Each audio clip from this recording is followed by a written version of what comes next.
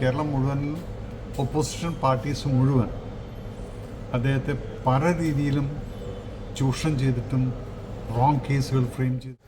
സാറേ നമസ്കാരം. നമസ്കാരം. അപ്പോൾ ഇന്നലെ നമ്മൾ ഒരു ഭയങ്കര സന്തോഷത്തിന്റെ ഒരു ഇതാണ് ശരിക്കും പറഞ്ഞാൽ. സന്തോഷം തന്നെ അല്ലേ? അതെ, പിന്നെ പേഴ്സണലി പലരും ട്രോളി ഒരു വഴിയാക്കിയിട്ടുള്ള ഒരു വ്യക്തിയെ കുറിച്ചാണ് ഇപ്പോൾ നമ്മൾ സംസാരിക്കുന്നത്.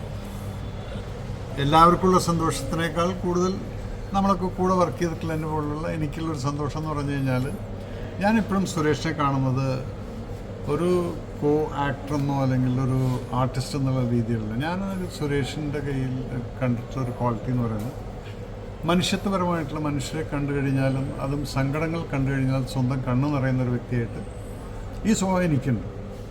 അപ്പോൾ നമ്മൾ അങ്ങനെ ഈ ലൈക്ക് മൈൻഡഡ് ആയിട്ടുള്ള ആൾക്കാരെ കാണുമ്പോൾ നമ്മുടെ കൂടുതലൊരാളുണ്ട്. ഇതാണ് ഞാൻ സുരേഷിൽ കണ്ടിട്ടുള്ളതും.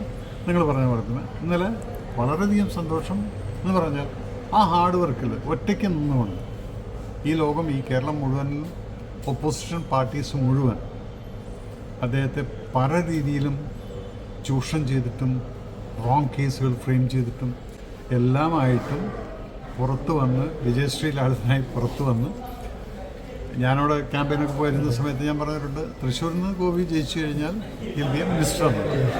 അപ്പോൾ അത് നമുക്ക് കിട്ടിയിട്ടുള്ളത് വളരെയധികം സന്തോഷിക്കാവുന്നൊരു സംഭവമാണ്. ആൻഡ് ഇന്ന് കാലത്ത് ഞാൻ വിളിച്ചിട്ട് ഞാൻ ഒറ്റ കാര്യം പറഞ്ഞു. ഞാൻ പറഞ്ഞു, ഇനി സാർ എന്ന് തന്നെയാണ്, കാരണം മന്ത്രിയായി. ഇനി സാർ ഞാൻ ഇടയ്ക്കിടയ്ക്ക് വിളിക്കും. എന്തെങ്കിലും അത്യാവശ്യ കാര്യം ആർക്കെങ്കിലും വേണ്ടി ഒരു ഹെൽപ്പിന് വേണമെങ്കിൽ ഞാൻ വിളിക്കും, അല്ലെങ്കിൽ എന്തെങ്കിലും ആവശ്യമുണ്ടെങ്കിൽ എന്നെ വിളിക്കും. അല്ല, കാരണം ഒരാൾ ഇതുപോലൊരു പൊസിഷനിൽ വരുന്ന സമയത്ത് നമ്മൾ കണ്ടിട്ടുണ്ട് കുറേ ആൾക്കാർ വിളി തുടങ്ങും. ഈ ഇലക്ഷൻ സമയത്ത് ഞാൻ ചോദിക്കുന്നത് എത്ര സിനിമാക്കാർ അദ്ദേഹത്തിൻ്റെ സപ്പോർട്ട് ചെയ്യാൻ പോയിട്ടുണ്ട്? ആരുണ്ടായിരുന്നു? നമ്മൾ തുറന്നു പറയണം. അപ്പം സ്വാർത്ഥ താല്പര്യമുള്ള കുറേ എണ്ണം ഇപ്പം മൂപ്പരുടെ പുറകിൽ നടക്കുന്നുണ്ട്, മൂപ്പരെ വിളിക്കുന്നുണ്ട്, എല്ലാം ഉണ്ട്. അതെല്ലാം ആയിക്കോട്ടെ, അതായത് അവരുടേതായിട്ടുള്ള പേഴ്സണാലിറ്റി. ഞാനാണെങ്കിൽ വിളിക്കില്ല, ഞാനിപ്പോൾ ആരുമായിട്ട് ടച്ചില്ല. അപ്പം സിംപിളി രാജീവ് ചന്ദ്രശേഖരന് വേണ്ടിയിട്ട് ഒരു ദിവസം ഞാൻ ക്യാമ്പയിന് പോയിട്ടുണ്ട്. But I am not very close to him.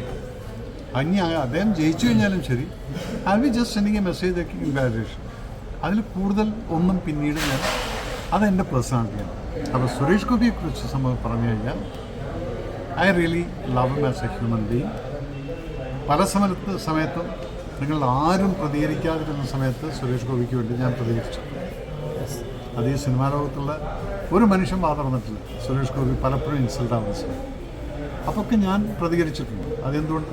എനിക്ക് അദ്ദേഹത്തിൽ കണ്ടിട്ടുള്ള ആ ഒരു മനുഷ്യത്വപരമായിട്ടുള്ള ക്വാളിറ്റീസ് കാണുന്ന സമയത്ത് ഐ സപ്പോർട്ട്.